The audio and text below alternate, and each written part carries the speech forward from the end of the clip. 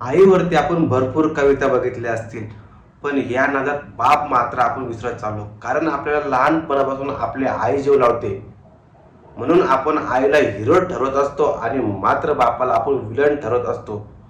पण मात्र मित्रांनो, असं काही नसतं. आई वडील हे दोघेही आपल्याला जीवापाड प्रेम करत असतात.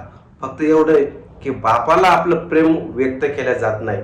आपल्या मुलाचं भलं व्हावं, आपला मुलगा चांगला नोकरीला लागला पाहिजे, आपला मुलगा चांगला शिकला पाहिजे, हे सगळ्यात जास्त आपल्या वडिलांनाच वाटतं.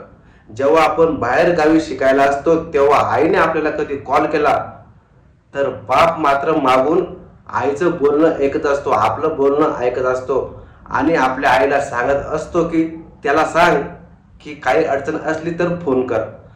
हे मात्र बापाचं प्रेम असतं भावांनो. म्हणून भावांनो, बापाचा फोन आल्यानंतर बापाला थोडंसं बोलत जा, मनसोक्त गप्प मारत जा. कारण की बापाचा आपल्या मनसोक्त गप्पामुळे अर्ध दुखणं पळून जातं.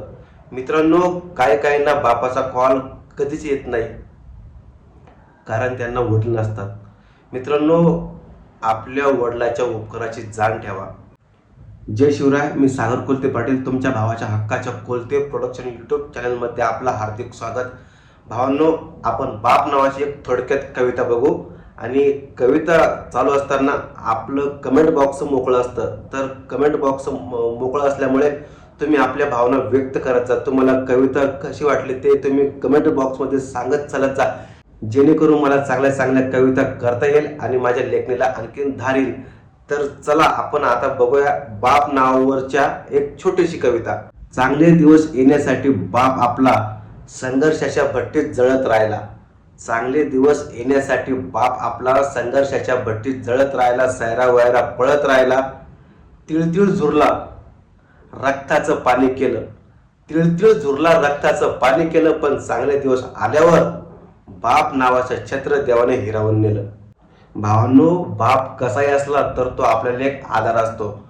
अरे, आपल्या बापाने फाटके कपडे घातले असेल पण आपल्याला नवे कपडे घेऊन दिले असेल. अरे, आपल्या बापाने फाटका बूट घातला असेल पण आपल्याला नवा बूट घेऊन दिला असेल. कारण की बापाला असं वाटतं की नाही, आपण गरिबीचे दिवस काढले, आपण वाईट दिवस काढले, पण आपल्या पोराला मी असे वाईट दिवस मी कधी आणणार नाही. हा बाप असतो. हे बापाचे स्वप्न असते, हे बापाचे आपल्याबद्दलचे विचार असतात.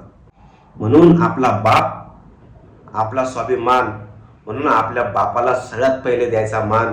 भावांनो, आपल्या क्षणिक आनंदासाठी चार चौघामध्ये मित्रामध्ये बापाची कधी उडवू नका गंमत. कारण ज्याला बाप नाही त्याला विचारा बापाची किंमत. अरे, बाप आपला जीवाचं रान करत असतो आपल्यासाठी. म्हणून भावांनो, जिवंतपणे आपल्या बापाला एक मारून घ्या जोराची मिठी. अरे, जसं समुद्राचं पाणी कधी आटणार नाही, तसेच बापाने केलेले उपकार आपल्यावरचे कधीच फिटणार नाही.